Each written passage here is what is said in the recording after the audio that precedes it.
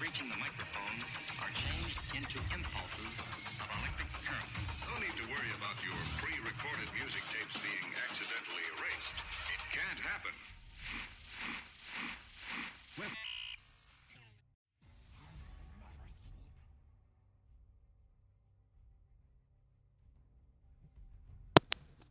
Hello and welcome to the 2018 Summer Rumble. I'm joined to you today with Replays. Hi Replays, how are you? Good, thanks. Ari, how are you all going? Not too bad. I'm pretty excited for this game between QUT and DEAKIN. Yeah, it's going to be a good one. These really high elo players are going to be going head to head. Hopefully see a nice competition. I believe DEAKIN have lost 3 bans due to the fact they have to bring in an unregistered substitute player, so that's why we can see no bans coming out from the red side in this pick and ban stage. Correct. Boosted as fuck is I really shouldn't be saying that on stream, but Boosted is the unregistered sub this game, so it'll be interesting to see how well he does, but a big penalty, 3 bans, especially in this elo. Not sure how they'll fare with that. Yeah, it's huge, especially since QUT do get the first pick, so they will get to choose what one priority pick they want up and get preference over that to the blue side. Red side. Definite favourites for today are QUT winning their match 2-0 last week. Definite favourites, one of the favourites for this whole division. Unfortunately, OSC, so Opportunity Seeking Crew, fell down 2-0 against Swinburne last week. So should be an interesting matchup. Do you think they'll come back this week, showing a little bit different? QUT have been so dominant in their performances, and you can see now with the bans they've targeted 3 high tier 80 carries and then picked away the other one for themselves in the vein. So really targeting this unregistered stub that's come in for DEAKIN University. So you're gonna have a massive advantage in that bot side, as there's not really many 80 carries that are super strong left, except maybe you got your Varus still up. So it's gonna be interesting to see what red side go with in that 80 carry role. Yeah, it's interesting. Just 3 of the ADC bans taking out one of the best ADCs right now, Vayne. I definitely expect a Varus. I wouldn't expect anything. Oh, Xayah. Xayah exists too. Xayah, actually. And they don't take Rakan, so it's just a Xayah, but QUT might opt to take Rakan away. I don't think the Rakan's very strong at the moment in the current meta. I haven't really seen him being played in competitive, despite Xayah having still, quite a large presence in it. It's more the melee tank support. Definitely. That's being hovered here. There's a massive amount of escape for the carries that get locked down. Braum. I think Braum would be a really great pick here for their team. Braum delies a lot of damage in team fights. You can see he just pops the unbreakable and blocks most of the AD carries damage. So if he get in between Vayne and any other targets, it'll be really, really hard for her to get off the damage in those team fights that she really, really wants to get out. Yeah. The Sejuani pick is really great for QUT. Synergizes well with Time Kench, so those bot lane ganks will be extra easy with those E-procs. Yeah, well, Jarvan and Sejuani is the matchup you usually see as we see the Azir philosophy. I think he's really one of those one of the trio of mid laners we sort of have rocking around. We got Azir, Ryze, Malzahar, and then obviously Zoe as well. There's the 4 mid laners that you're really going to go for at the moment. Xerath is a potential pick here for unspecialized, as the Xerath is considered actually a counter into the Azir matchup. Yeah. It'll be interesting to see what they go with on the blue side.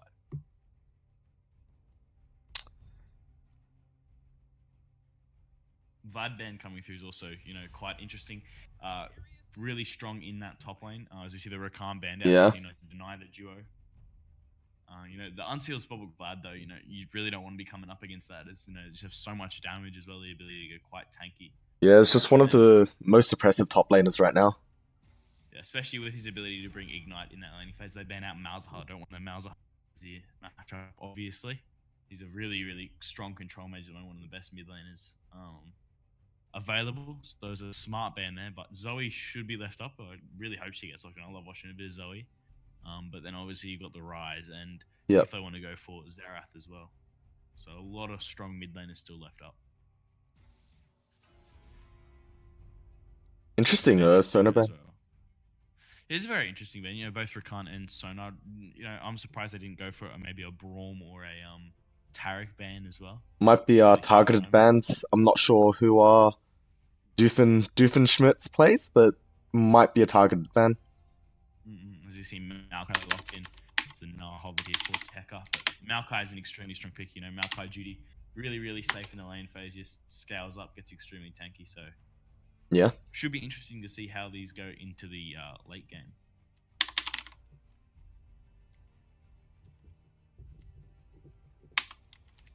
Yeah, Nah being a very strong pick into Maokai right now. Just an all-round safe, strong, and comfortable pick. Yeah, you know, Nah's really strong and got that range advantage in the top lane, which gives him a lot more pushing power and lane presence. Doesn't really have any bad matchups. He has both, the melee heavy CC from his Mega Nah form, and then obviously the quick range attacks from the Nahs. You see the Orianna have a very, very safe pick, Orianna in the mid lane. But Yeah. they do lock in the Rise, so Yeah, it's very really, interesting. really strong at the moment. Very strong team comp right there from QT. Focusing on team fights. A lot of map movement with Tamekench and Rise. So I just looked over the Sona ban. We have Dr. Doofenshmirtz is actually a Sona one trick. Having 372 games played last season on Sona. The next highest is 11 on Blitzcrank and Lux. That is a lot of games for one champion. As Yes. Jana locked in, who is going to provide a lot of peel for this Xayah. Yeah, I mean, quite similar to Sona as well. Disengage support sort of yeah, sits back. Well, not really disengage, but Jana being, sort of mage style. yeah, Jana And being one of very, those very strong as picks well. that everyone goes to when you can't play any other support. You just pick Jana. Yeah, extremely easy to play, and also, really, really good into the really good protection for this Xayah, who really wants to scale up into the late game. Yeah, both teams are looking like they're wanting to scale, wanting to team fight in the mid to late game. So it just depends on if they can escape. Yeah, I would say the scaling advantage does lie with QUT here. As you know, Sejuani is going to be a massive tank. Nah, also going to get really, really tanky and has so much, crowd AOE CC, especially because that ultimate can land a really good ultimate. Rise as well as a lot of DPS in the Vayne with the amount of peel that Tom Gench provides for the Vayne. It's going to be really hard to lock her up and shut her down. Yeah, Going into definitely. late game for the red side. On the side of Deacon, all you can really expect is Azir to dish out late game damage. It'll be pretty hard for anyone else on their team to dish out damage. Jarvan would go in, and it's a bit rough going into a Sejuani and a Rise. Well, the Xayah does still provide a lot of damage, especially if she lands a really, really good ultimate. Yeah, She's able to lock him down with the root and then let everyone else damage. And you'd expect Jarvan to go Cinderhulk. Cinderhulk, Warmogs, Gargoyles that sort of build you saw really popular towards the Worlds. Patch 7.18 last season. So you don't really need the heavy damage Jarvan in these competitive games, because you can really rely on the Azir and the Xayah to put out that damage in the late game team fights. Otherwise, you got Maokai as a big front line. So it is a really traditional frontline, backline, front to back comp from the red side here. And same with blue as well, very front to back, a little bit more protection for the carries though on the blue side. So I would give them the advantage in these late game team fights, along with having the Vayne as well, who provides just so much damage. yeah, I with the I Surge definitely Pop think Rocks. it's a much more rounded comp. It's very well rounded. A lot more, you wouldn't this comp wouldn't be out of place in an LCK or LCS. Yeah, area. definitely. Well, neither comp would really. They're both really, really extremely safe picks. Yeah, I don't actually see much of Maokai nowadays. Would be interesting at to the see his moment- pick rates. Well, at the moment, the top lane is one of the most, diverse lanes. You can really go from anything. We saw a lot of Gangplank being played over the weekend in the competitive scene. There's still some Maokai and some, tanks like your Cho'Gath being played up there, as well as a lot of Nah, who's a real counter pick to a lot of these, Vlads and Gangplanks and stuff like that. Yeah. Vladimir obviously being played really heavy. So you can really go with anything you want, in that top lane role. So it is, like I'd say the top lane and jungle are two X factors. They're the most diverse managed. You got, your Kha'Zix and your Evelynn, like assassins on one side, then you got Sejuanis and Dravens, who are your big CC tanks. So there's a big range for a lot of players to play what they really want to play. Yeah. And obviously, Jahari's here has decided to go with the more tanky route, while Tekka has gone for the more diverse Nah. So it'll be interesting to see how they go in this game. Yeah, it's definitely a very, very diverse meta right now. Well, yeah. Well, you know, like the mid lane, you know, a lot more locked in. You've got Zoe, Ryze, Azir, Malzahar, and that's basically all you can pick, unless you want to go for a counter pick like Zillion or Xerath. And then, you know, ADC is, you know, Ezreal, Tristana, Kog'Maw, Vayne, Xayah, and Varus as well. And then supports are basically Tahm Kench, Braum, Turek, and the Janna as well. So it is, you know, not a big range of champs in those sort of lower roles. So that is why the top side of the map really has the diversity when it comes to these picks, which Yeah. into game. Now,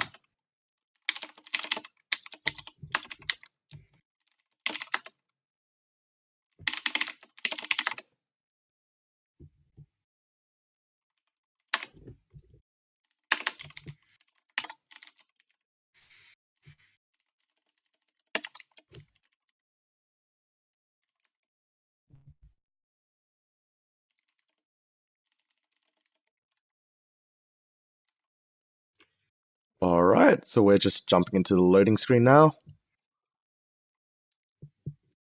waiting for come in.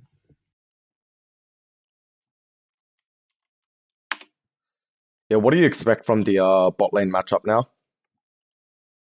I think, you know, they've forgotten to swap actually with the Maokai and the Xayah, unless we do see a Maokai ADC maybe. But you know, I do expect this Xayah and Janna, even though Janna is a little back and, you know, Kench has a little bit more poke in the game in the lane phase. Vayne herself really struggles to push in these ADCs. Yeah. So, you know, I do think Xayah will be able to, you know, push back this Vayne a lot more and be able to dominate that lane phase. You know, so the Sejuani gank with the Kench is a lot stronger, but I do give Jarvan the early game impact. You know, his EQW gank is just so effective and can really lock down any target in the lane phase, especially, you know, with the extra attack speed it grants to those AD carries with his E as well. So I would say that the actual laning phase goes to the Xayah. However, she has to press the attack, which is a little bit interesting on the Xayah. You know, you expect most AD carries to go fleet footwork. So it will be, you know, interesting how this lane phase goes. A little bit more damage coming from the Xayah, but on the other hand, you know, a lot less survivability. As she also is taking the barrier, so providing a little bit more, you know, burst damage stopping there as we get later into the game. Yeah, so we're just in game right now. So just a reminder, we'll pause on 20 seconds just to sync up. I'll count down and we'll be all synced up. It will be good to go. Yep. So 5, 4, 3, 2, 1. Okay, and we're off. Getting right into game, we see a defensive setup coming out here from the red side. Obviously, you know, not wanting this Ryze and Sejuani to get a lot of damage pumped out level 1. Yeah, both teams fanning out as they should. Tahm Kench a little late to the party. But shouldn't matter too much, you know. Not at all. Both teams just... benching the Kench. Yeah, both teams opting to do their bottom side jungle first. Standard jungle route so far.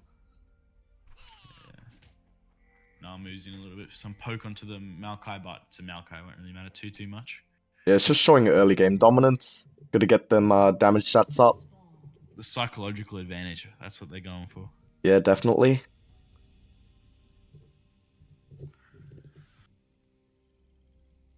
Yeah, I definitely think DEAKIN know they're the underdogs this game, so I'd like to see them try be extra proactive this game. Yeah, be a little bit more aggressive, especially in the early side, try to dominate, really get their comp snowballing, because, you know, you really do want to keep Vayne down.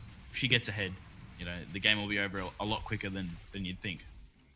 Yeah, so great stuff from Tekka, just making sure his own teammate knows where the enemy jungler is starting.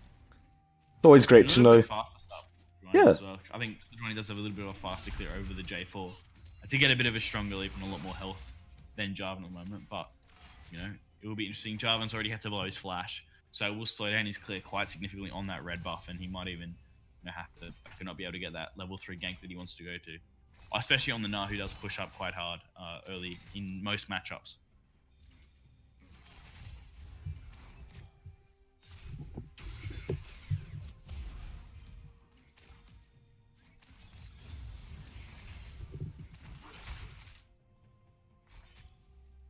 Yeah, what do you think of the double Targons right now? Oh, Relic Shield, sorry, from the blue side bot lane.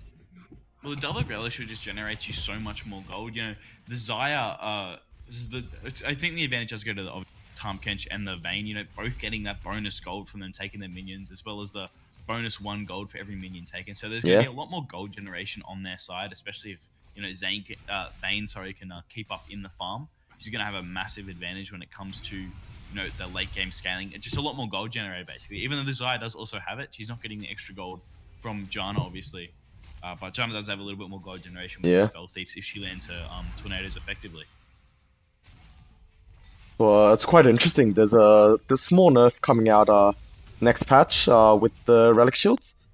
I believe Yeah, well, I think it is good. You don't really want to be sitting in this. Sort of have this meta sort of competitive towards the end of 2017 in Worlds, where you just saw your Twitches and your Cogmores and just scaling up with the double Targons, and although nothing, it was more like nothing really happened until about 30-40 minutes into the game, where people just wanted to sit in lane and just farm. So it does promote that more early game sort of style lane dominance sort of phase we see, and maybe see. Especially, I'm going to be interested to see Drinks coming back into the meta on Wednesday, because the buffs to her are massive. They're almost basically reversing what they did back in Season 5 when she was, extremely strong. So it's going to be great to see how that will impact the meta and sort of shift it. Maybe seeing Jinx, we haven't really seen her in competitive play for a long, long time. Yeah, I like what Sejuani just did. So Flick went up topside, expecting a counter gank from Jarvan, but Jarvan jungling a little slow. Messed up with his predictions. So now we see Azura in the top side, ganking Tekka, burning the flash on Gnar, and getting first blood. Well. Yeah. That's a really nice gank from Jarvan. You can see, really smart. Didn't burn his EQ too early. Sort of walked in because, Gnar was a little bit out of position. A good hop away from Gnar to create that distance, but ultimately the amount of range that Jarvan can get with his EQ combination really meant that, the Gnar had to blow the flash, and then obviously the red buff damage, the red buff slow as well on top of that. Really good job of chasing down and claim that first blood. Yeah, very well played from Azura. I just think it's quite unfortunate for Flick just being a little late there. He was waiting. He did know the gank was coming. He just mistimed it because Azura was so slow to complete his camps. It's sort of odd, especially because Flick getting really use the buff clean, but I don't think I'd be able to get out of that one. No. But it is a shame that he will be punished for his fast clear, because Jarvan did not get as good leash from his bot side as did see Flick escaping there. But that was a great escape. Yeah, it was really good. Did have to burn the flash, but it's a Sejuani. It's not too bad.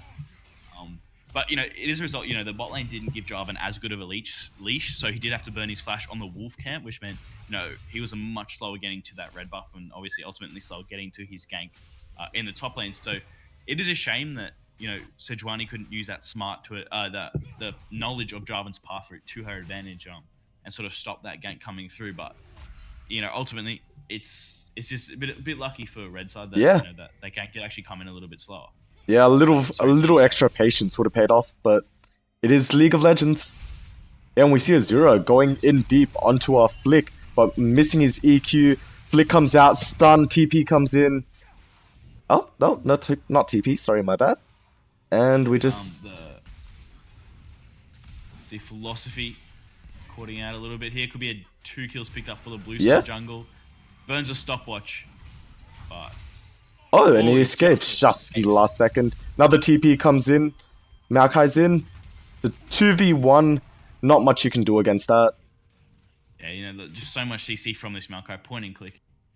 Yeah, so... Ultimate, I don't think he really needs to burn his ult, but nevertheless, still got to kill back onto Unspecialized. But that means the TP and the flash are both burnt for the Maokai. Yeah, 1-for-1 trade overall. But more summoner spells are down on the blue side.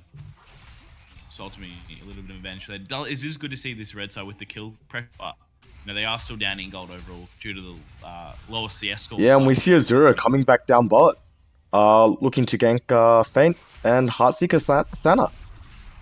Not much you can do about that. Yeah, the Tahm Kench just provides so much disengage and so much safety for that.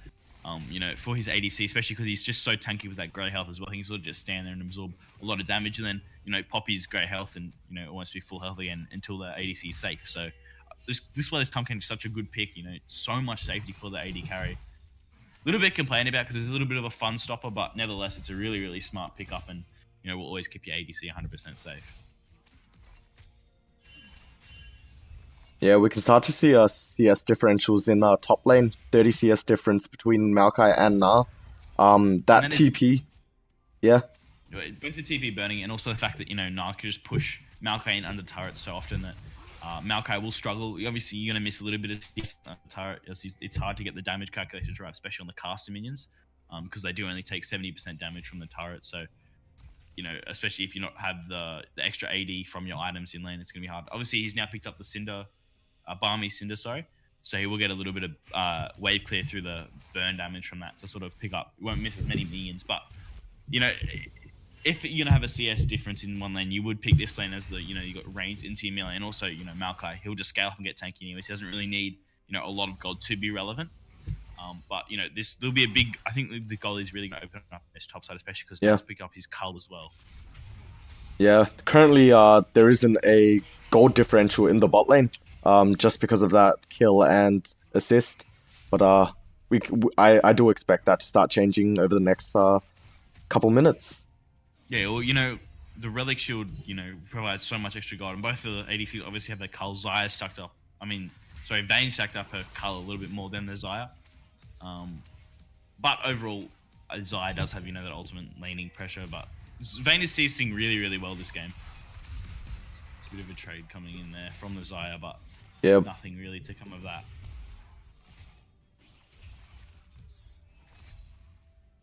We see Jarvan looking bot lane again. Yeah, he's looking, obviously to control around that, especially since the first track is actually an Inferno. So, both teams will be having a huge emphasis on getting that, because that extra team fight power, especially in both these team fight oriented comps, it is really good for them. And interesting, Ryze actually picking up his ultimate already. So he's maybe expecting a little bit, need to use that ultimate for some escapes or something like that. Usually you don't see ultimate picked up on Ryze until about level 10 or so. Yeah. Oh, with Sejuani ultimate there. Unfortunate. Yeah, it could have been a really nice pick onto Philosophy there from Flick, but unfortunately did miss that one. But I do give this there's definitely pressure in the bot lane. You see Vayne being pushed in once again by this Xayah Janna duo lane.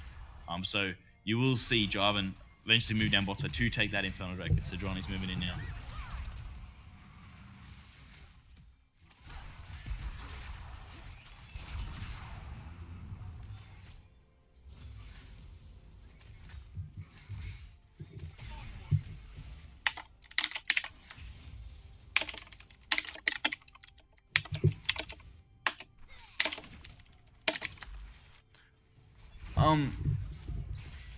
I think, especially in this top lane, he has a massive CS lead opening up now for the Gnar, 93 to 66 CS.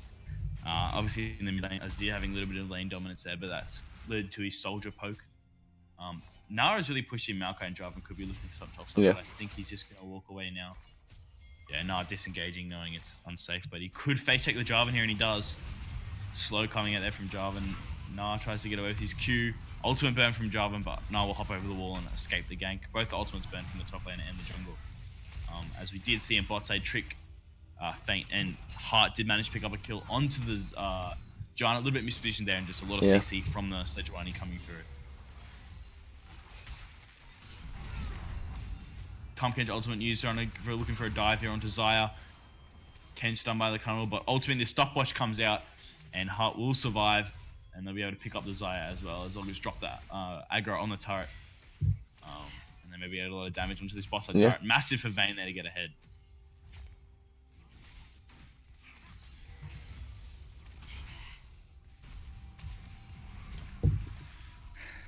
So I just have a bit of a timing error. So what time is your match on right now?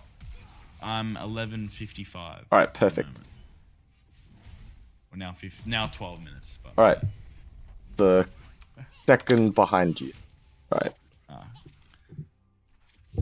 should be fine now. 12:08 right now. Yeah, I think I'll just pause. I'm 3 seconds in front of you. I'll pause at 12:30 if you let us know. When sure. We do see during that though, Gnar did take down the top lane turret.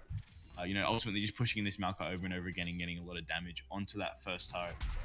Maybe red side looking to move towards Infernal Drake here. Yep. On 12:30 now. Yep. Yeah, sweet. Good to go. Let's go. So we should be synced up now. So no more issues with the casting there. Hopefully for this stream. A bit of trade coming on for the Maokai. Not looking extremely Yeah. low, trying to charge up that rage bar before she goes down, but he's going to have to hop away and disengage from that. Yeah, Maokai looking very strong. You never see the advantage of taking the Nut into that Maokai matchup. You know, taking down that turret so early in this game, as we see. You know, in most games, the first turret hasn't been fallen until maybe the 17 to 20 minute mark. So early turret picked up there, and hopefully QUT snowball this lead they've built now. Yeah, we see Deacon 2,000 gold from that. looking at red, Dragon. Both teams looking at taking Dragon right now.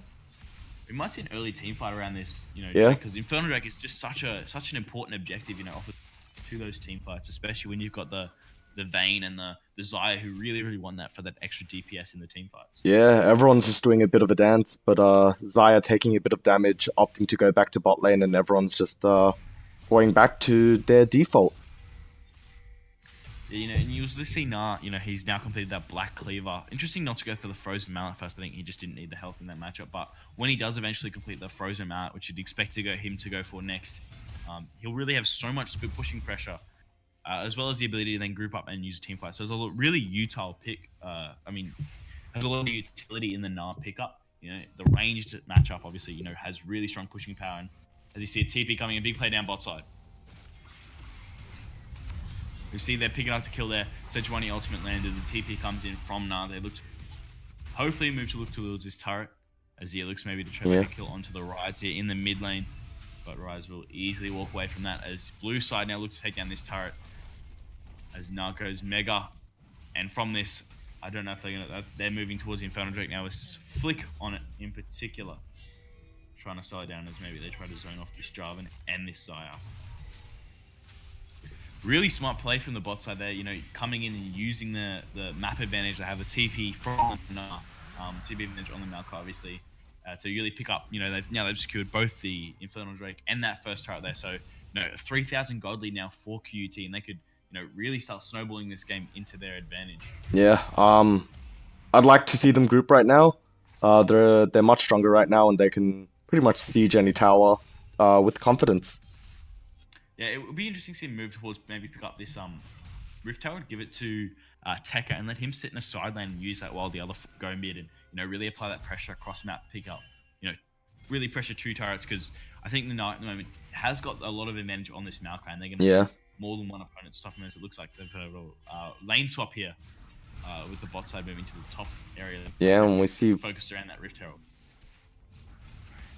We see QUT clearing that area out, top river, preparing to take Herald. You know, Herald is such a good advantage ever since he got changed. Good objective, changed around mid-season last year. You know, it wasn't really ever taken because it didn't offer that much, but now it's basically a free turret. So it is a really important objective for teams to focus on and take now. So I think Rice done a really good job with making that objective something worth actually targeting. Yeah, there's a lot of interesting strats that come out with Herald and what you can do with it. Some teams look to do it a little closer to 20 minutes, and they choose to send it down bot lane just to push that up, and then they take Baron while the other team is clearing that Herald. Another thing you do, obviously, is you just put it in the Krugs and let it sit there for as long and pop it out when you need it. Yeah. Little trick is, they will secure it up here. Did you see who they put it on? I think they will put on the jungler Flick here. So Flick will be looking to roam around the map and use that quite effectively in the next 3 minutes or so before it expires. See a pick coming onto Johnny here. Yeah, just standing there not doing much. They go in and Jan is dead. Tech is in the front line. Gets eaten by Tom. Then the fight continues. So much damage coming out from this Vayne right now. Especially, the really smart boomerang from Nada to pick up the kill onto the Janna. The Sejuani as well provides so much damage with her permafrost stuns. We see maybe up another kill onto the Maokai. Oh, really good time catch ultimate to sort of split up the map a little bit. Could even be looking at a massive 5-0 team fight victory here for Blue Side's. Maokai is being chased down by 4 members. Yeah. We expect to see Maokai go down now. He has gone down. And also the Rift Herald is a drop mid lane. So that turret is... I didn't really get much off on that turret. Oh, he picked up the first turret, obviously. Azir's now resurrected it, though, so it's back up. But doesn't provide any protection for the tier 2 turret, unfortunately, despite just being a big body. But we can see now a 7k gold lead open up now for blue side. 3 turrets to 0, 8 kills to 2, and an Infernal Drake to boot. So a really, really big lead leading up for QUT here, and they're really just starting to take control of this map and starting to dominate now. Yeah, if you were a Deacon right now, what's going through your head? As Deacon right now, I think, it is unfortunate. They do have the Vayne, so Vayne does outscale you. You have the Narp, which is a lot more team fighting. So I think they'll be looking to move around with the Jarv and end the Azir and try to look for a pick maybe onto one of these carries, such as maybe catching the Rise or the Vayne in rotation. Because this Tahm Kench pick, especially for QUT, provides so much protection for the Vayne. So it's going to be really hard for Deacon to come back into this game, especially since they're so far behind. And it's not even 20 minutes into the game yet.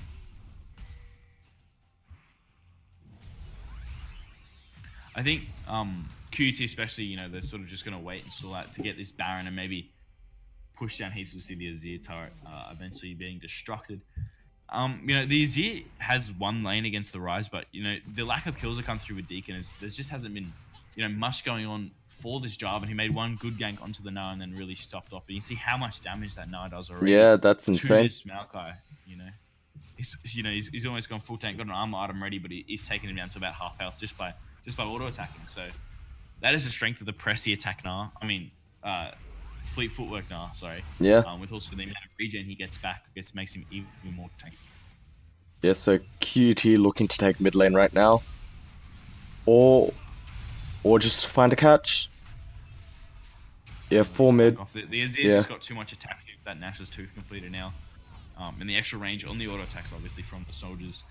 Azir is just such a strong pick, and he will do a lot more damage in these late game team fights if he can stack up his 3 soldiers.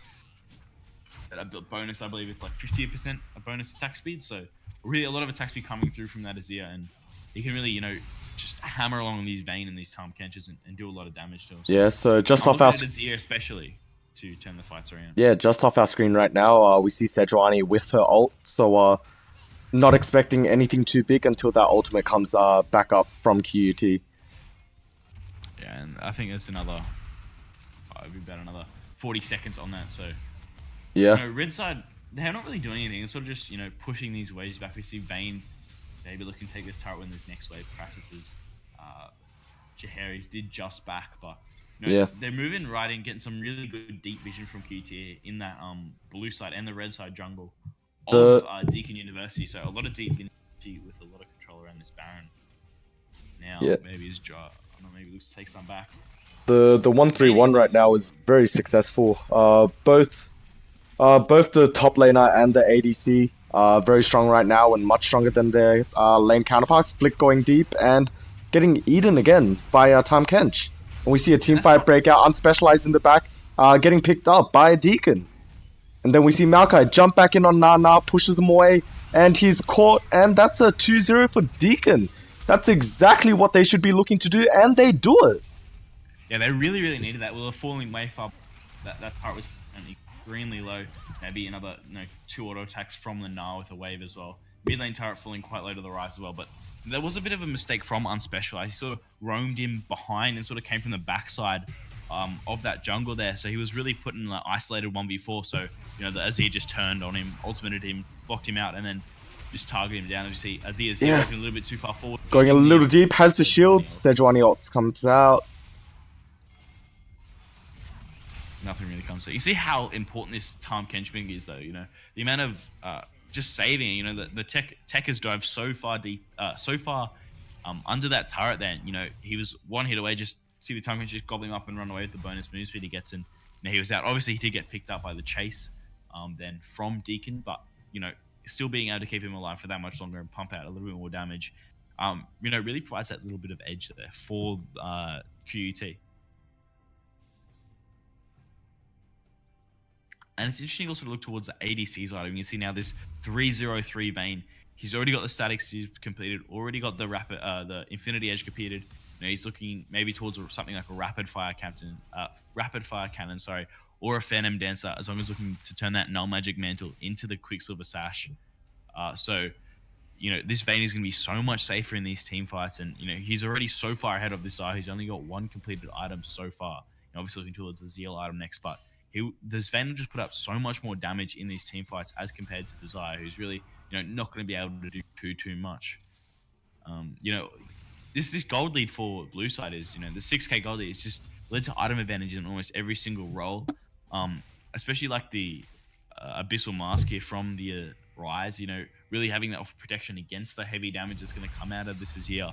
As Azir will do so much DPS late game with the also an attack speed balance mage. We know obviously all attack speed champions do like to scale. As we do see blue side moving towards take this. Yeah, we see J4 and Azir looking to catch mid off. Yeah, just losing their tower, a bit too slow to the tower. Yeah, a bit too slow to react. They were sort of taking, Azir was overtaking blue buff. They were pushing that wave into the turret, so they did take way too slow to rotate. We see the advantage of the 2 levels that Vayne does have on this Xayah. She's caught out a little bit here with the dive coming through. 4v2 now, and they are able to pick up the kill onto Flick. Yeah. QT going a little too deep without the Vayne there. Yeah, and we do see Tahm Kench obviously going down as well. The Grey Health unable to save him as Rise used the Blast Code Gate. And they should be out now. The 4-man unit from them moving around, as Maokai is also out trading this Gnar now. So and we can see DEAKIN looking to take up Baron. It's be a massive turn for them as well. If they pick up this Baron and maybe pick up a couple turrets, or pick up maybe their first turret of the game, start getting some control back, because at the moment, QT have just got so much vision all over that map, and they do deep way too dive, got a little bit too greedy. I think they maybe got a little bit overzealous there, a bit too much confident in the gold lead they had, and they thought they could pull it off, but mis-executed dive there. Yeah. Not coming forward to help with that damage, and it was basically a jungle and support diving onto an ADC with the rest of her team coming around, so there wasn't really much damage coming out to finish off this Xayah once the initial Vayne damage was fizzled out, because she had to back off from it. Despite the score of Sejuani, I think she thinks she's a lot stronger than she actually is. That's a lot of she's in one sentence. Sejuani opting to pick support jungle items like Knight's Vow and the shield before Locket. Not much tankiness on there. You would expect Sejuani's in ranked map 5 games like this to pick up Warmogs or Randuin's earlier on. Yeah, the Warmogs especially because then in these team fights you can sort of just back off, wait the 5 seconds for the Warmogs to come up, and then go back in after another 15 seconds. She's already at full health again. So it is interesting to not see her go for the Warmogs early, especially because Sejuani is just offers, because she offers so much DPS with her Permafrost passive. We see Red Side take another neutral objective in the Dragon there. With the Baron, they haven't been able to. The Baron buff is up for blue team can pincer them if they do opt to do that. But yeah, they haven't really gone for it. They're just going to try to push onto this inhib turret. It's quite interesting to see them pushing in against a team that does have Baron. You really just see how much gold they do have. Yeah, Flick going in quite early by himself, and he's just not tanky enough. Luckily, Tahm Kench saves him. Yeah, he only has around 2,000 health at this point, which isn't really that much. I know I'm saying 2,000 health, 26 minutes into the game, but for a Sejuani, that's really not that much health. She's, looking to be around the 3,000, 4,000 mark at this. Yes, Sejuani's 4,000 just yet, but Sejuani's accrued 8k gold already in this game, so you would actually expect a Warmogs, Jungleite, Cinderhulk, and she should have that, but she should at least be 3k health, but there's not much stats on the side of Sejuani. Yeah, well, especially after she gets this lockout, she would go for the Warmogs, but her passive on the Cinderhulk as well gives her an extra, I believe it's another extra 20% health, so she's gonna get a lot of health. That's why she can accrue so much health so quickly. As we do see another Baron buff coming in, they're able to pick up tier 2, and they're not. Yeah, we see a TP coming in. I believe it gets cancelled. The Flick on Azura, getting the stun off on J4, and they pick up a kill.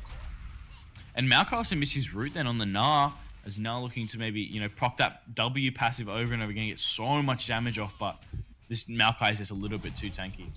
Yeah, so we see Azir trying to find an no, he doesn't go chasing, he chooses just to go back to base. Wolves. Yeah, go to base. No camps for the jungler. No. You gotta put on the mid lane, he's called for that in the chat. He's gone, nah, I'm taking Wolves. I need the farm. No, there isn't really much context Azura can have, as he is in fact dead. So, again, jungle is here taking out the Raptor camp as well. maybe a shift in the meta. Yeah, the only reason I can expect Sejuani picking such supportive items in the jungle is just because Vayne is so far ahead, just choosing to pick as much as she can to save Vayne from team fights. Especially because the Vayne's now got her 3-item power spike. She got the Infinity Edge and the 2 Zeal items, so she's really online now, and she can almost solo carry from this point. Also, almost 1v5, especially with the amount of ultimate damage coming out from her ultimate and her tumbles, along with the silver bolts proc as well. So she just has so much health. She's picked up a Hex Drinker as well to stop the damage coming in from this Azir. She doesn't really need that QSS as the only CC that hard CC that comes in is obviously the Maokai and the Jarvan, but she's got the Calm Cancer Saver from that, so it's not a really heavy CC comp from Red side here. So it is good to see her optimizing away from that QSS, but it does mean she's still lacking some life steal in her kit to really use her overheal rune effectively, which I assume she's taken. Maybe she's gone for Triumph, but that would be extremely odd, especially how standard their comp is at the moment. Yeah. On the side of QUT, I'd just like to see them play a little bit smarter, communicating their distance from each other. Something that we haven't seen in the past two team fights. Sejuani diving deep and Vayne being in the back. You can't play the sort of build if you're not babysitting your ADC. Yeah, when that's what you sort of opt in. Pick this mid-range AD carry in the Vayne. You sort of can't. They sort of had her sitting by herself in this top lane the entire game, and you see, oh wow, that is crazy. That triple proc with that is static and whatnot. Ridiculous.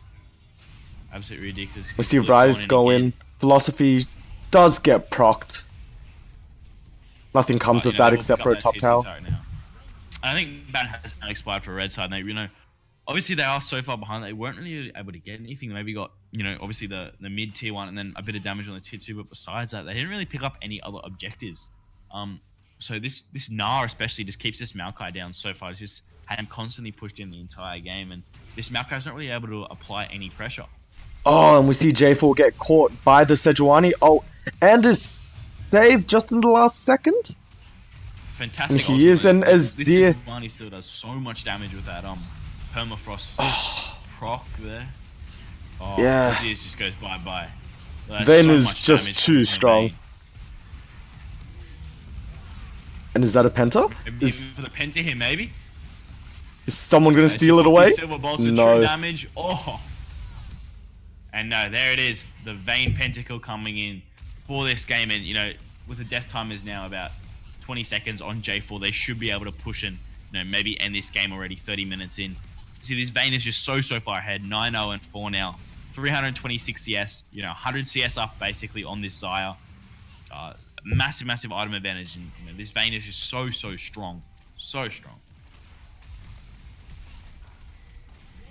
And a little bit of split decision making there as the J4 is now back up. They should be able to finish off the game here unless we can see a J4 pentakill returned. He has gone for the damage, but yeah, and we can see the last bits of OSC being picked up. Yeah, they try to do something here, but this Vayne is just going to sit here and order down, and there we go. We see the game going over now to QUT in the blue side. Massive win for them. You can see why this Vayne is so strong in the meta at the moment. So much DPS, and there isn't really much you can do when you let a Vayne get that far ahead of you, especially in the lane phase. Yeah, it was just such a difficult game. Despite OSC picking up a couple small leads here and there, and stalling the game out just a little bit longer, there's just not much you can do, especially when the enemy team does scale better than you. Yeah, of course. And if we look at the damage statistics now, you can see how much damage this Vayne put out.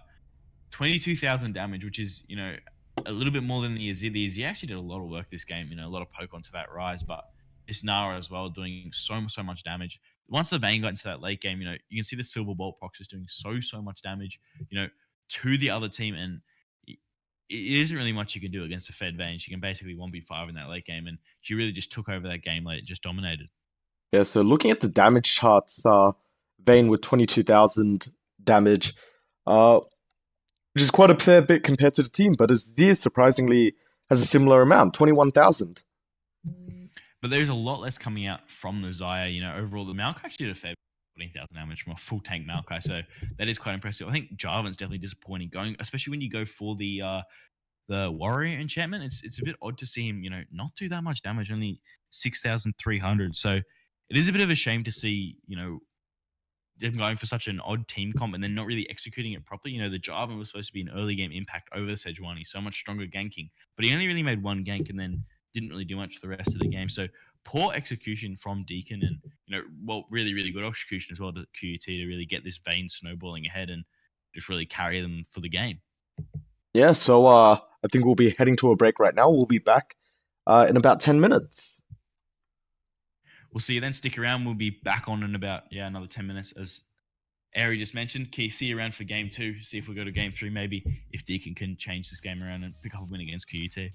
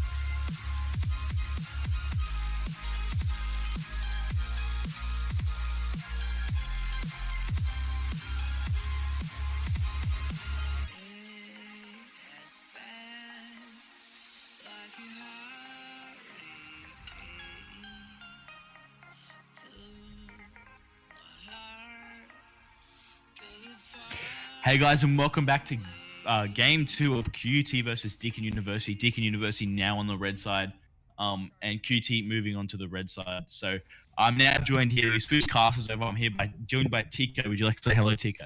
Hello, Replays. It's good to be here. Yeah, it's good to have a play-by-play caster in here again. Sorry about the sciences. Aries feeling a little bit off, so he's not going to cast this game. But we have a very good replacement here in Tico.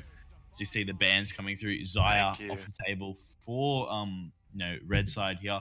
I'm hopefully going to see a Vayne band coming through from Kinky Dean, because that Vayne with the pentakill in the last game really came through and did a lot. But she's going to be left up. And this blue side obviously want to first pick her themselves. J4 and Cleb band out there for the red side. Two really strong diving picks to get onto that back line. What do you want to say? Sorry, Rico? Well, the red side, they have banned two tanks, and I mean, I haven't seen much of a Kled, but J4 is a really substantial jungler, as you would definitely know. But they have left the Vayne open with the Ezreal ban, and they are going to lock in the Vayne first pick. Yeah, Feint obviously had his turn on Vayne last. Really interesting pick, really safe pick there from Callista. But the Vayne lock in here. Hopefully Jarius can get the pen to this game, take it away from Feint, show him how to play Vayne. Jay Harris was obviously playing top last game, as Kinky Dean was not didn't make it to lobby, so they did lose their 3 bans last game. That's why they have them back. Okay, now just the Azir lock in for Unspecialized. So we'll see if Philosophy takes the rise, and we'll have a whole reverse team. Or maybe Vayne to whoever Feint chooses to lock in. But it's going to be a really interesting game. Last game was really controlled and really well managed from QUT. Maybe got a little bit messy, went for a little bit of overdives towards the end of the game, but they should be looking to quickly close this second game out, considering they dominated that first game so much. Yeah, true. And with this Sejuani lock-in, I was actually really excited to see a Kalista pick, because they did hover it. I was really excited because I haven't seen a Kalista in a while, and I just love her mechanics, the jumping around and stuff like that. But they have locked in a Sona as well alongside the Vayne. So there's the mid laner and the jungle coming out from red side, and we have the 2 bot laners. And this may be very dangerous. Yeah, well, Dr. Doofenshmirtz himself is actually a Sona one-trick. Over 300 games played on this champion, so he really has complete and utter mastery. And we see the Orianna locked in, who, Unspecialized did hover last game, so we'll see Ori into Azir, which is going to be a really interesting matchup. Ori hasn't really been in meta, so we're not really looking to see how she goes. It's really been, as I spoke about last game, those 4: Zoe, Azir, Ryze, and then of course the Malzahar as well. So seeing Ori in this mid lane pool is quite interesting, because she hasn't been seen played quite a lot. But we do see Braum Lockham, which is a really good pick here for Heartshake Sana. She did obviously take Heartshake obviously did play Tom Kench last game, which is still up. I think he's really good disengaged support. But Braum himself, offers so much blocking, for the team, doing so much DPS, especially from the Vayne. Don't think he blocks Orianna ball, but I don't know. You're the Braum main, so does the Unbreakable block Orianna ball? Look, I haven't played enough Braum to know about the special interaction, but Come on, mate, you're Mastery 7. Yeah, I know that, but it's sort of hard to figure out if it does, because we do know the Yasuo wind wall does stop its motion, doesn't it? It does, yeah, it does. Yeah, so you'd think that the Braum Unbreakable would do the same thing, but sometimes it doesn't. So we're gonna have to figure this out. But we do have a Lee Sin and a Kalista ban coming out. Yeah, pinching that ADC pool even more. ADC is it is a pinch draw, but 2 carry junglers being banned out here by red side, so I don't want to see a 0 on anything other than maybe a J4. But this ADC, the ADC pool has really been pinched so much that the only opportunity, only pick open is the Varus, which is odd, because I think as a Vayne, I'd rather play into a Cogmore than a Varus, because Varus has so much more pushing power, and especially as Vayne, her main weakness is pushing. So I would have liked to. I think as Jerry's, I would have liked to take that Cogmore in. So it's going to be interesting to see how it goes. I think I've just received word that I have lost Tico for this game, so it might just be a solo call. I think he's going to be taking a quick break. So for now, you've just got me, unfortunately, or maybe fortunately, we'll have to see.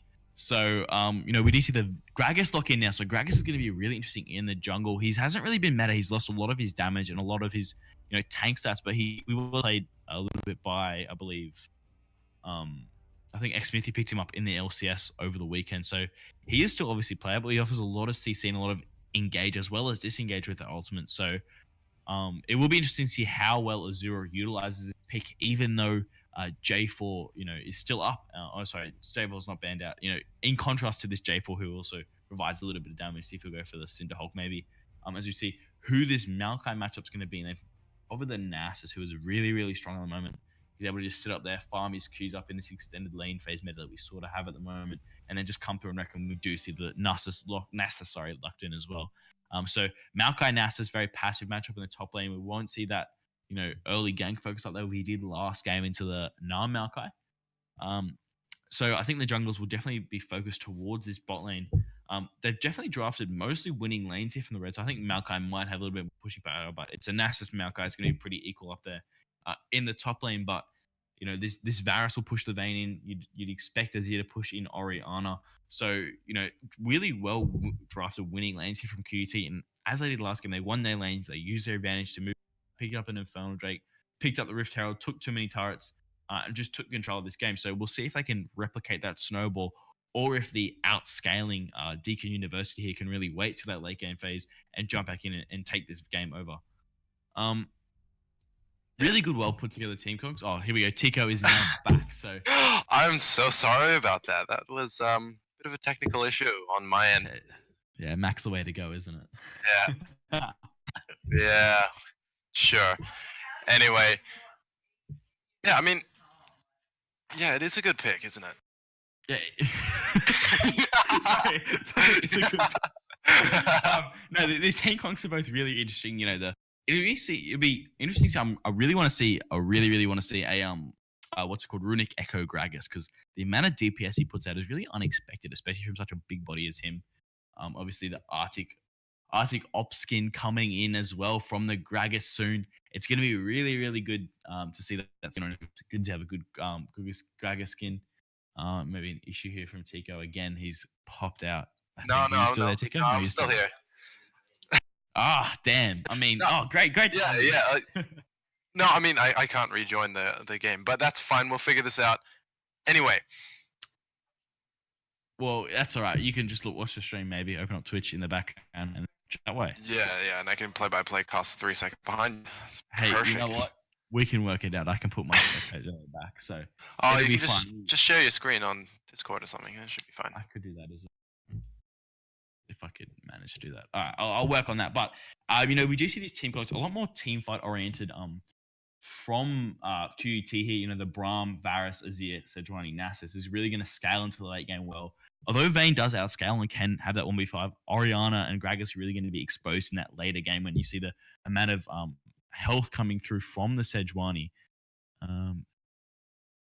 So it's going to be really, really good to really interesting to see how they work these picks, because although it is a late game scaling team, they have also drafted winning lanes. So I believe QT is going to absolutely dominate this match, and I expect them to close this game out rather quickly. As only advantage they really have on the side of DEAKIN is Vayne, a little bit more of a mishmash sort of team comp. So it is interesting pickups from both sides, and we'll see how it goes. Yeah, I mean, not sure if you covered it, but the Unbreakable from the bomb is able to block quite a bit of the CC that DEAKIN wants to use, the Maokai ultimate, the Gragas ultimate, the Exploding Casket. You've also, I mean, potentially you could even block the Ori ball from moving into the team. And even then, the Sona ultimate, the Crescendo, can be blocked, I believe. Can it? Oh yeah, the Crescendo is blocked by the Unbreakable. It's unbreakable. It's the same as a Windmill, basically. Actually, the Windmill doesn't, because it's not a projectile, but it does block. It blocks everything the Windmill blocks, and then a little bit more as well. Just so much protection. I mean, exactly. And I mean, I want to focus on this mid lane right now. Now, the Orianna into the Azir. These two mid laners are, let's say, they're very safe. So the Orianna, she has her shielding. She's got the ball. I mean, it's not as effective as an Azir with his soldiers. He's able to move around with his soldiers as well. But I just want to know, who do you think is going to be able to win the laning phase, Orianna or Azir? Well, since Azir's got so much more extra range with his soldier, he's going to be able, to just poke them down by so much. And the the Azir hit is going to be able to pick up those the siege caster minions so much faster than Orianna. Although he does have a ball, just the extra auto attack range. Sorry, is really going to be able to force this Orianna off the minions and push her in quite hard. And I do really think this QUT is really outdrafted in both games they've played so far. This Azir matchup especially, Azir is really strong. Yeah, and just looking at the mid lane, and now Gragas, I've seen Gragas a couple times in these games. He hasn't been as effective as he'd liked as the champion that with that much CC.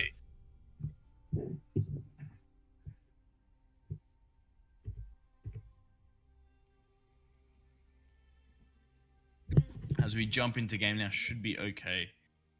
Let me just quick just check. Tico, have you got a good view of the game? I've got none. Got none. Do you want to maybe jump onto the Twitch screen and see where we are on that? So we do see, quite a defensive setting up coming from red side again. Blue side just around the buff, not really much control there, but QT setting up really safe, trying to get Flicker really good. Starter, a little bit of a dancer from the Orianna coming through. But we do expect these matchups to go really quite well for QT. The Varus will push the Vayne in quite heavily. The Azir matchup we sort of spoke about a little bit, but the Maokai Nasus is a little bit more of a passive lane. I think Maokai may have a little bit of pushing power with the saplings, but Nasus again, he doesn't really mind being pushed in. He'll just use his Q to farm up. And QT again opting for the double relic shield start, so a lot more gold being generated down there, while the Sona Vayne may not have as much, but there is still a lot of gold with the shield starts on the Vayne, so we will see them start off the jungle clears really quite well. Sejuani as well, a little bit of a weaker leash from both sides there, but Sejuani seems to be a little bit healthier, and Gragas a little bit ahead on the clear actually. So it'll be interesting to see who gets the top side first and puts that first gank off. We see the bot lane now coming into lane. And we do see that the Azir already has pushed in the Orianna. We expect it to go that way. As you see a little bit of a trade going in there, procking the Comet level 2 advantage for Azir in the mid lane already. And Gragas seemed to stop around there for taking his Raptors camp. So Gragas going for more of still a 3 camp clear, but he's just taking the Raptors instead of the Wolves, which will give him a little bit more experience. The Johnny, as we see this Nasus just sort of just sitting up in the top lane doing his thing, stacking up and becoming elite game carriers, but the Maokai will seem to push him in quite a lot. The victorious Maokai is going to really do nice skin, if I do say so myself. A little bit of trade going down in the bot side. Sona's really squishy, so she's going to have to look to back off a little bit. The Varus getting a lot of poke down. Yeah, and it's interesting how this Nasus has started the Doran's Ring compared to maybe an AD item. Now, why would he go AP instead of AD start? I don't really play Nasus too much, but I'm pretty sure his Q does actually scale with AP a little bit, so it goes in a little more damage on that. If anything, I'd expect Nasus to go for an Ancient Coin start, because even more generation with obviously the Kleptomancy Nasus, so just so much gold being generated up in that top lane for him. So, even if he's a little bit behind, which in Nasus you carry on through, as you see the mid lane is quite evenly matched there. Unspecialized maybe a little bit further down on mana, but overall, Zia should have advantage in this lane over Orianna.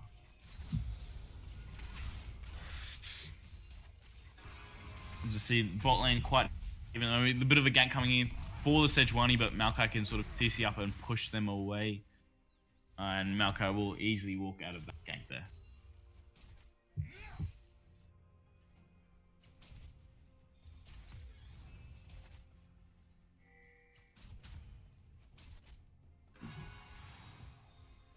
Sorry, just a little bit of a difficulty there. As you see the bot lane now. Vayne's been able to keep up quite well this year. I think her Silver Bolt's proc there would Soul Sealer Vayne, obviously. The, what's it called, skin, the Hextech skin there. So a lot of gemstones being collected for Jerry, say about $300 on that skin. So really well picked up for her. You know, at the moment, you can see looking across the map, most lanes have gone a little bit even. Azir got a little bit of advantage on this Orianna. You see that farm maybe match up a little bit. Gragas now looking for maybe someone trying to zone this Azir off, giving this Orianna a little bit of a break into a losing matchup. As you see, Gragas has already gone back and picked up the tracker's knife as his jungle item, so obviously offering vision there rather than any other jungle item. Azir now moving away as the Gragas is still hovering around the mid lane here, a little bit of a delay. He, might be a little bit behind Flick here as we move into this game. I believe Tico is gone though, so it is just me for this game until he comes back. But as you see, in this top lane, the Nasus now get a bit. This top lane is extremely passive. Nasus and Maokai just big tanks there. Nasus trying to stack up. Maokai just waiting to get a little bit more tanky before they move into this team fight. So in these team fights, it's going to be really interesting to see how much DPS this Azir can really pump out. While Orianna obviously is a lot more utility, a lot more protect the AD carry coming in here. The ball obviously offering a lot of protection for this Vayne as we move into like. So a lot of pressure being put on Jaehaerys here to really carry his team, especially with the Sona support, which isn't meta, even though Dr. Doofenshmirtz does have a lot of mastery on this champion, as I said before, over 360 games. So, it's a lot of games on one champion, especially to be climbing as high as he has. As we do see the red side duo back here, the attack speed item picked up there for the Varus, moving towards that Rageblade first item. Vayne's gone back and picked up a Cull as well. She'll start to stack that up and get a little bit extra gold. We see Maokai does have level 6 advantage on this Nasus here, but I don't think there'll be much to come of it. Down in the mid lane, everyone's sort of just farming up quite a quiet lane phase here. The junglers aren't really doing.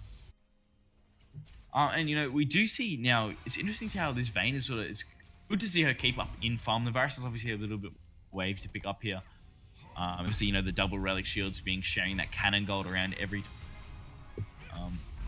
As we do see them going in for a little bit of trade. Sona falling to about half HP, having to burn the flash there. So Grey Summoner spell forced out there by Faint and Heartshaker Sana. So you can really see how much that Varus poke can just slowly whittle this Sona down, especially since she's got so low tank stats in this game. And the junglers really haven't really been doing much. Maybe obviously it's also got an Infernal Drake as the first dragon spawned here. So it should expect to see a little bit more focus around that objective from both sides. As Izzy moves in, burns the ultimate as Sejuani comes in from the bot side. Maybe landing a Sunny on Philosophy, but Philosophy seems to walk out. Azuri now going on to Unspecialized. Maybe turn it around for a second trade. The stun comes down, the perma. And Sejuani picks up first blood there on the Orianna as they now disengage. Flick really, really low, staying around a little bit. Could be a little bit dangerous, but again, a really nice gank there. The Azir ultimate, they're trying to block that river escape off, especially having that control ward down to allow the no vision for the Sejuani just to walk straight through. Really good angle, and there wasn't really much Orianna could escape. Did have to burn her, I believe it's called her cleanse, sorry. And, Sejuani did have to flash for that, but, nevertheless, his first blood, 800 gold advantage now on the side of red. Yep. See how they sort of use this first goal. Sorry about the short break. I am just in here replays. I'm in artillery. Sorry about the caster switchover. Some of us have computer issues. That's all right. 4 or 5 casters in one series. It shouldn't be too bad. Happy to welcome with me today. Now, yep, so like you did say, Cleanse was blown by the Orianna, obviously trying to remove that stun from Flick, but once again, we do know from that permafrost that he is able to proc for that maximum health magic damage. But once again, not too much action going on. Still very tame besides then that slight skirmish in mid lane. Yeah, well, you can see the advantages of this Azir's range. He was able to push this Orianna in quite hard.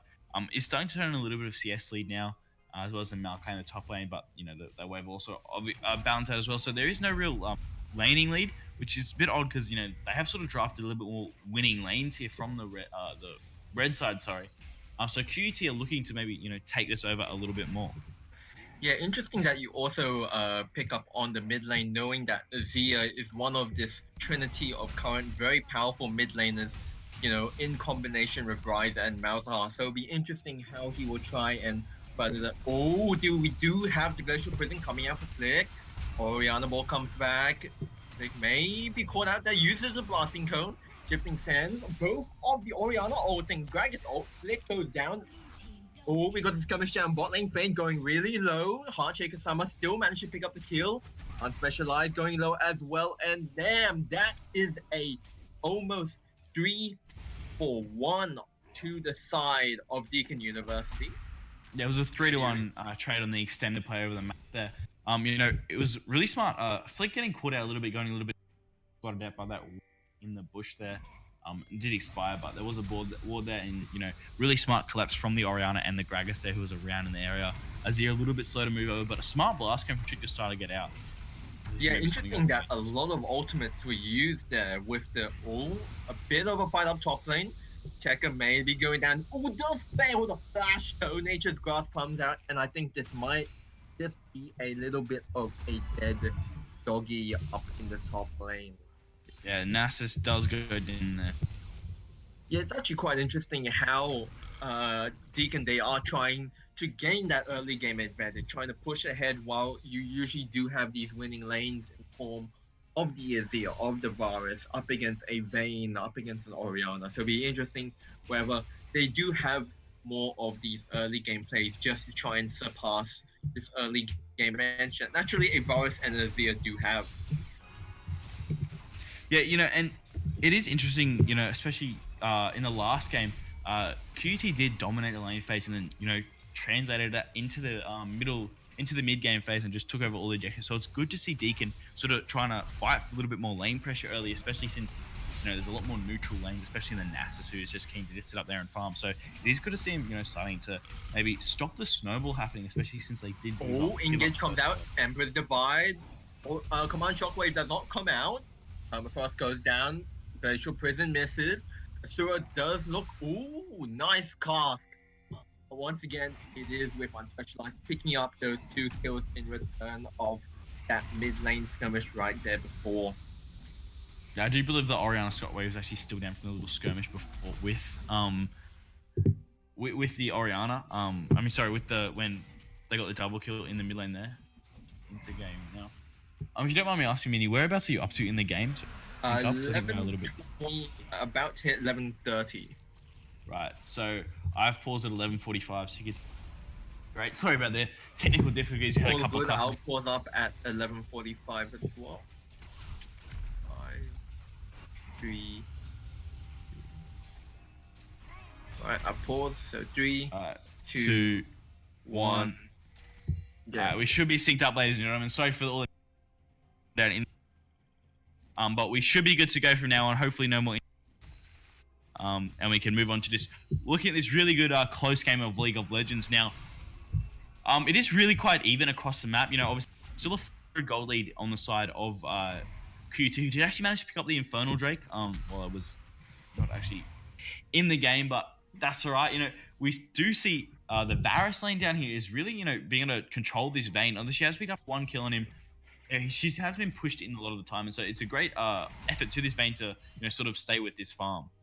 Yeah, interesting that during the champion select, you did mention the late game potential of both teams. I would actually say the late game potential of both teams is actually quite even, given that Maokai, a natural ball carrier for the Orianna, is able to get in there with the Twisted Advance. Orianna herself is a great team fight late game champion, along with, of course, the Vayne with the Silver Bolt. So it'd be interesting how a Nasus and Varus square up. Yeah, well, you know, obviously the Azir as well does, with his soldiers range, when he gets to 3 soldiers stacked up in those late game team fights, his ability to just surf around with the low cooldown on his Q and E when he gets towards those later levels, you know, he does have, I think I do give Azir obviously the edge in that late game, and you know, you can sort of see with his, you know, sort of 2-1-1 scoreline, you can see why this Azir is a little bit stronger than Orianna in the meta at the moment. He does have a lot more, I'd say he's a lot more of a stronger champion and more well-rounded, has a really good lane phase, good mid-game, good late phase. Although the Orianna does lack a little bit of damage in control, but the Orianna pick obviously was just to protect this Vayne, as we do see. We do have a bit of a skirmish in jungle. Flick does win on that smite. Well, a lot of ultimates being burnt down. Jayo's coming in with the Vayne, focusing on Heartshaker Sama. Vayne still firing free from their backline. Does get the pickup kill on Then Maokai coming in, Twisted Advance, Bramble Smash, Nature's Grasp going, and the Heart Shaker may be taken out. Heal comes out on Specialized. Guardian does come out, and it may look they just might get away just in time. You know, it was a really good invade from Flick to start off the play. I think they may trade back top turret, maybe one more wave.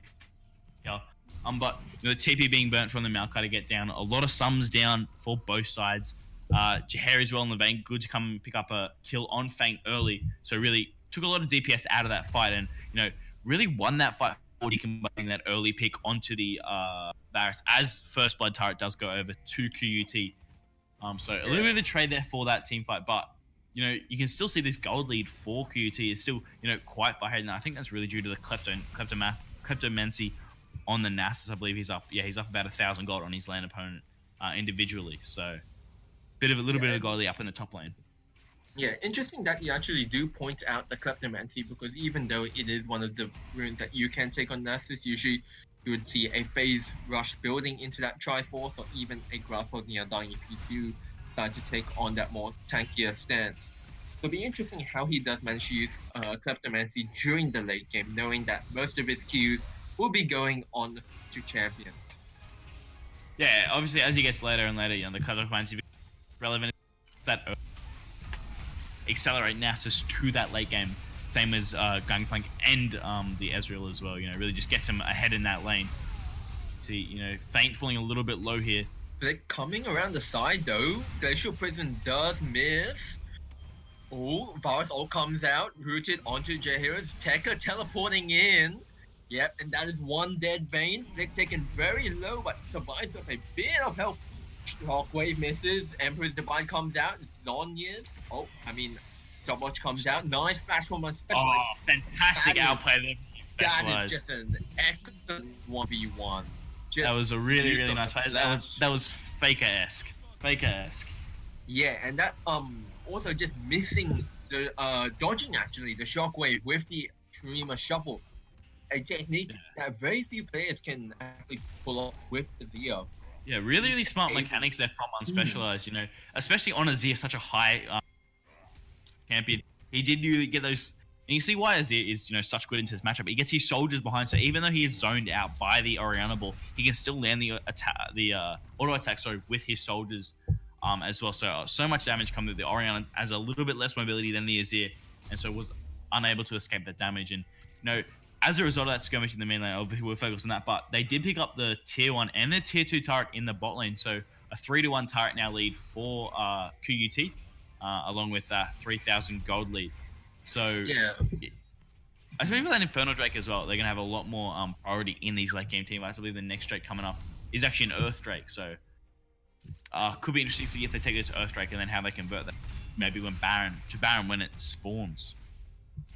Yeah, interesting that you also do say that, because mainly if you think about when you're looking towards the late game of both of these teams, yes, Orianna has Shockwave comes out, doesn't do too much damage onto Feint and Heart Shaker, but does manage to bring them low to around 75-80% health. Guardian, of course, helps out with that. Yeah, well, you can see the tankiness from Braum there as well, stopping, you know, some of the auto attacks from Orianna coming through as well is unbreakable. But, you know, you can sort of just see QT sort of just starting to take control. They're slowly just squeezing their advantage, making really smart plays. They've got a little bit of vision control now in that blue side jungle from that Nasus dominance in that lane. He's moving maybe for another trade there. And you can see Heart Shaker and Feint looking towards this mid lane tier 1 turret. I see another... Emperor's Divine comes out. Doesn't seem to have too much action though. As he just uses his surfing over the wall there to... Yeah. The shifting sands. Nasus just absolutely wailing down that turret, not even caring about the Maokai. See the two junglers go head to head now in this bush. Bit of just a casual tussle between two tanks. Not too much happening. And we do see Flick has actually gone for the Locket of the Iron Solari here instead of the Warmogs. Again, last game he did actually go for Ice Val. So he's not as tanky as you'd expect a Sejuani to be, you know, around this point, especially since he's accrued around about, you know, 6,000 gold. You expect him to be a little bit more tanky at this point, but he's obviously decided to go for more towards that support build here as we look for a siege from the red side on this blue side tier 1 mid lane turret. I would actually attribute his itemization to the fact that instead of having a Vayne, a very hyper carry, very squishy, you've got more of a Varus who isn't really who isn't really that single target, that more using that Rage Blade and hitting multiple members. Oh, Shockwave does come out. Ember's Divide, Change the Crops can come down. Huge fight in the mid lane as well. Storm would come out. No members have gone down yet. Vayne still going in. Picks up Azura. Varus coming in. Oh, with the hail of arrows, but doesn't manage to pick it up as Unfortunately picks up that kill. Yeah, but they do still get a 2-for-0 trade, and they should be able to tier 1 mid lane. Flick's falling really. Nasa's coming in as well, but he's just too tanky at this point. He already farmed up. He's at what? How many stacks now? I can't find where his stacks are. But I believe he has 366. Yeah, 360. So that is a lot of damage on this Nasus Q stacked up already. Only 20 minutes into the game, and that's nearly a third of this Vayne's health bar. And that just goes down a very poor tree, and that is just the power of Nasus. When he does up that ult, he gains extra resistances, extra health, and even he does get that buff onto his skill. Right? Doesn't manage to pick up that Raptor. One chicken escapes him. The cheeky chickens, but QUT are just so far ahead in this matchup now, over 6,000 gold ahead, 4-1 in turrets. And just, although there was a DEAKIN, did have a little bit of that Vayne to protect. He has a Varus to protect, and especially up against these big team fights in the form of the Orianna. Yeah, obviously the Orianna as well. Offers the command protect for the Vayne, so it is a real protect the AD coming out from DEAKIN University. But going back to what I was saying a little bit before, QUT have really been able to, in both games, been able to move around the map so much more, have so much more strength in their rotations and overall map play. You can see the amount of vision around the bot side jungle from them here, and it's really difficult for DEAKIN to make any advance without being seen out and preempted by QUT. So you can see how important this vision control is they're putting down. And although DEAKIN are a little bit were a bit even, you can see this lead just slowly crept up on them, and now they're 6,000 gold behind, which is really come out of not much, a couple of picks and skirmishes from the red side. So it will be interesting if they can possibly make their way back into this game, or if the series will end out 2-0 today, as so many of QUT's series have ended.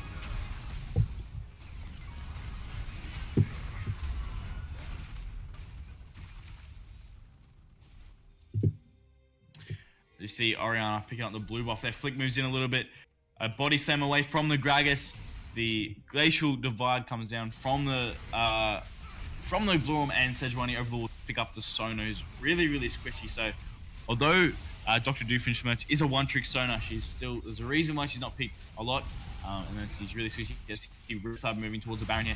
As Nasus is down in the bot lane, just taking care of this Vayne, and there is no vision on this from blue side, so it is going to be an uncontested Baron here from QT. Maybe Gragas looking up to check, maybe, but this Vayne just goes down way too quickly, and Gragas maybe looking a little bit caught out as they move towards take him down. Gragas down the middle of 4 men will fall down to this one, and that is Baron picked up on all 5 members, as well as Sejuani picking up a couple more kills there. And it is looking like QT are really going to take out a lot of control from this game. Baron now looking move towards that tier 2. Nasus now a lot of sidewave pressures. He's now at I think he's at, I believe, check, over 430 stacks. So his Q is going to do a lot of damage. That's probably about a good third to a half of Vayne's health bar at this point. So he is really getting towards that late game power spike that he's late game beast that he's going to become, especially since Maokai is so little pushing over. You see them sort of looking for maybe a 1-3-1 sort of split with Flick sort of rotating between lanes here as they look to try to push in and really finish off DEAKIN University here.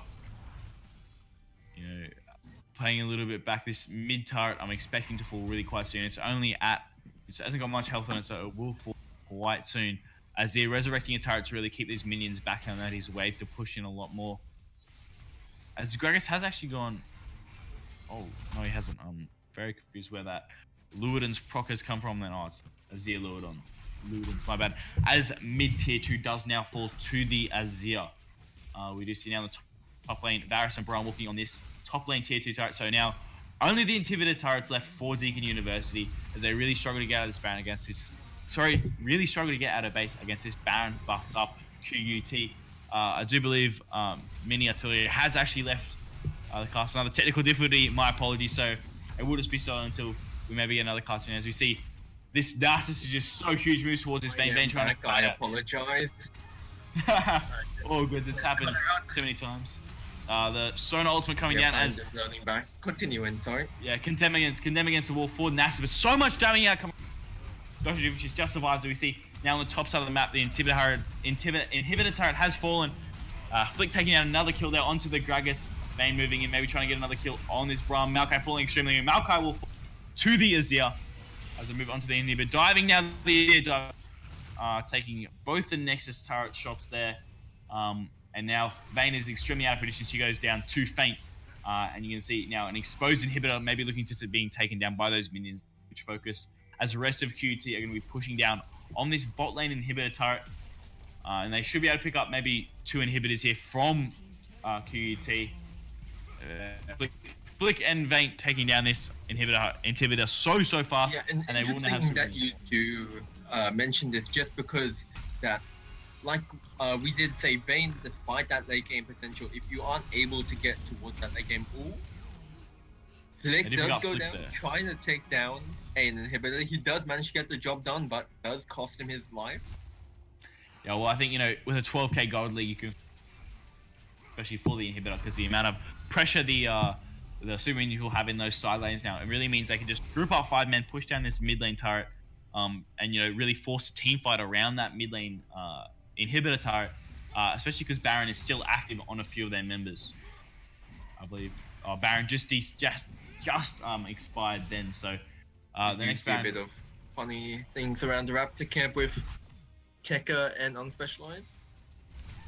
Yeah, it's working to a little bit more fun, but Nasus I think is going to go set up in this top lane and really push in. Now that the super minions are spawning in those sidelines, super minions a little bit unknown buff. People don't really think. Each super minion has about 3,000 health at this stage in the game, so that's almost as much. That's more than some champions. So the amount of pressure they create in those side lanes means that you don't really need to have someone dedicated pushing down those lanes, as they'll sort of push for you. So it is a massive advantage to have these super minions rolling in, especially now that all 5 members of QUT are up. Yeah, it'll be interesting how they try and set up this vision, try and set up this area around mid lane while trying to draw all of the members of Deakin towards the mid lane, drawing them away from the side lanes, knowing that there is a Maokai with teleport up, just being able to hold off the super minions. So it'll be interesting how Tekka, especially up here in the top lane, trying to force down this mid lane tower. Not too many minions to help reinforce them, unfortunately. Yeah, well, at the moment, QT is just so far ahead that there isn't really. Move on to the Nasus force out his flash there, so good summon spell force there from Deakin. But this QT is just so much stronger than them. Isn't they can either 4-5 man. QT. I mean Deakin. They can't really do much. This Nasus especially. In this side lane, you do need 2 men to go and at least 2 people to go and answer this Nasus, which means that does create then maybe a 4v3 in another lane for the rest of his team. So this Nasus pick is just so huge that he can't really be dealt with one-on-one. So it does just create that extra pressure. And so all the QT's got to play around this map pressure correctly, and they should be able to close off this game, rather soon. Yeah, interesting that you actually do bring up this Nasus pick. It's because we have seen this Nasus pick before dominate up against a Maokai. We've seen it at Worlds where Longjuice Khan actually went up against Fnatic Soaz. And since they thought, okay, we can try and match Nasus's tankiness with a Maokai, that just doesn't work just because Maokai is not that aggressive bruiser. Oh, we do see a fight in mid lane. Every fight come out. So much damage from the Azir. He looks like maybe Flick maybe coming through for the assist. Look at that. A quadra kill for the Azir. So we've seen a pentakill and a quadra kill, and I think that is the end of the game. Yeah, game 2. Hitting down that Nexus. A little bit of a messy class for game 2, but in the end we did get there. But really well played from QT. 22 to 11. I apologize for kills. the casting problems. It's alright. It wasn't just you, also Tika and Airy. But it's alright. We've got through. It was a really nice game, really well played game from QUT. I just want to highlight how well that map play was. They really just, slowly grinded out the advantage and sort of before DEAKIN knew it, they were just so far in a hole that they couldn't escape on. In both games, really, the way they just moved around the map, and you can see why this team is such a favorite in the Division 1 group. The Azir doing so much damage, getting 25,000 damage. The Vayne only getting to 18. Varus actually out damaged the Vayne. So, the amount of damage coming out from this team, the team comp was really well set up. That Nasus just out-farmed, out-pushed this Maokai, and there wasn't really much he could do. As you do look at the damage graphs now, there's just so much more damage on this red target, and you see why they were such a strong side and were able to win this game so hard. Yeah, noticing this is just now a 2-0 win so far for QUT. They have not lost a game, so it'll be interesting into the future teams that they are going to be coming up against. Will any of these teams be able to stand a chance up against this QUT squad? I don't think so personally, because I've known these QUT guys for a while and they are quite the players. And they're such a unit, like their players almost professionalists. They're just slowly taking these advantages little bit by little bit. You just, as DEAKIN, I didn't even notice it really until I'm looking from the spectate mode. You just see how they just control the map with all the vision control around the objectives. They push at the right times, know how to rotate, and really have all their map play just so strong that there isn't really much counterplay that DEAKIN can do. Or if they do, they don't have the knowledge of these going on until they've sort of realized, wait, what? We're about 3,000 gold behind. How'd this happen? Where's this lead come from? And then from there, QUT just snowballed that lead so well and were able to close off both games. Yeah, it's only when you realize it's already been too late up against this QUT squad. So it is a 2-0 win here for QUT. So obviously the series is now over. So it was a really good game. Thanks for tuning in, watching this on OC Uni Clubs, watching these two teams go head to head. I'll let Mini Artillery sign you off. Thanks for tuning in tonight, and I'll see you guys. Thanks everyone for tuning in. See you tomorrow. Goodbye.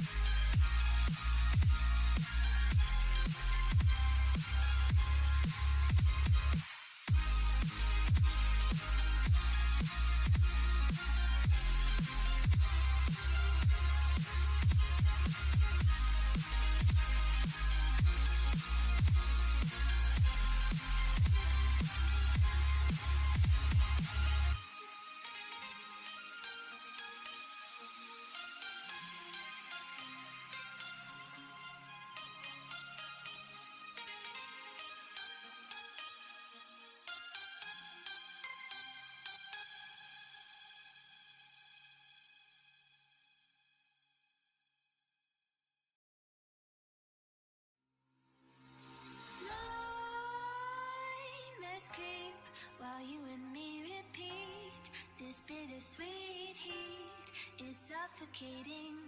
I'm waiting and always hesitating. Kryptonite desires set my heart afire. Heart on fire. Set my heart afire.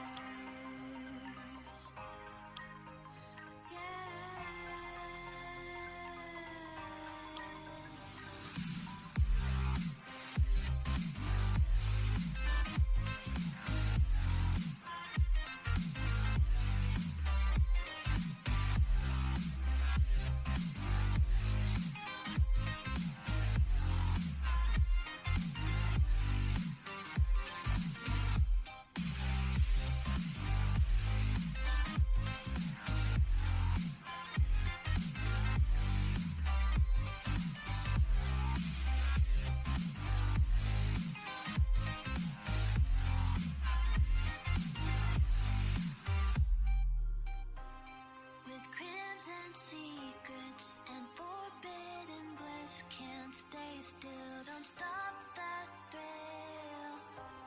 My bones crave your skin, temptation within, mistake.